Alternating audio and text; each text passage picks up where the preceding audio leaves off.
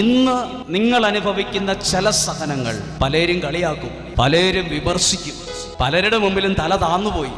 ആ കാര്യം ഓർത്തിട്ട് അവരോട് വർത്താനം പറയണ്ട. നിങ്ങൾ എവിടെയാണോ പരിഹസിക്കപ്പെട്ടത്, എവിടെയാണോ നിങ്ങളുടെ ശിരസ് താന്നുപോയത്, എവിടെയാണോ നിങ്ങൾ വെല്ലുവിളി ഏറ്റെടുത്തത്, എവിടെയാണോ നിങ്ങൾ തകർന്നത്, എവിടെയാണോ നിങ്ങളെ നോക്കി ശപിച്ചത്, അതാ വഴിക്ക് പോട്ടെ.